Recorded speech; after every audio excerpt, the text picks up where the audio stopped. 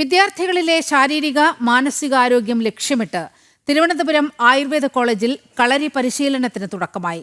PTA നേതൃത്വത്തിൽ നടത്തുന്ന പരിശീലന പരിപാടിയുടെ ഉദ്ഘാടനം Vyloppilli Samskriti Bhavan vice chairman doctor GS Pradeep ഉദ്ഘാടനം ചെയ്തു. 25 വിദ്യാർത്ഥികൾക്ക് 6 മാസത്തേക്കാണ് ആദ്യഘട്ടത്തിൽ പരിശീലനം.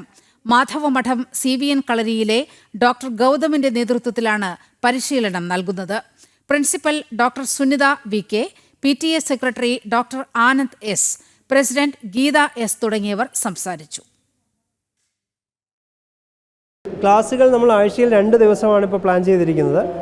6 മാസത്തെ ഒരു കോഴ്സായിട്ട് 25 പേരെ പഠിപ്പിക്കുക. അടുത്തൊരു 25 പേരെ കൂടെ നമ്മൾ തിരഞ്ഞെടുത്തിട്ടുണ്ട്. ഇവരുടെ ഒരു കോഴ്സ് കഴിഞ്ഞിട്ട് നമ്മളൊരു യോഗ ക്ലബ്ബാണ് ഇതിൻ്റെ നേതൃത്വം വഹിക്കുന്നത്. അപ്പോൾ യോഗയും കളരിപ്പയറ്റും സമന്വയിപ്പിച്ചുകൊണ്ടൊരു പെർഫോമൻസ് കൂടെ നമ്മൾ ഓർഗനൈസ് ചെയ്യാൻ ശ്രമിക്കുന്നുണ്ട്. എൻഡ് ഓഫ് ദി പ്രോഗ്രാം, അതൊരു എൻഡ് ഓഫ് ദി റിസൾട്ട് എന്ന് പറയുന്നത് ഒരു പുതിയൊരു അവതരണമായിട്ട് ഒരു യോഗയും കളരിപ്പയറ്റും ചേർന്നൊരു അവതരണത്തോടുകൂടി അവസാനിപ്പിക്കണമെന്നാണ് പ്രതീക്ഷിക്കുന്നത്.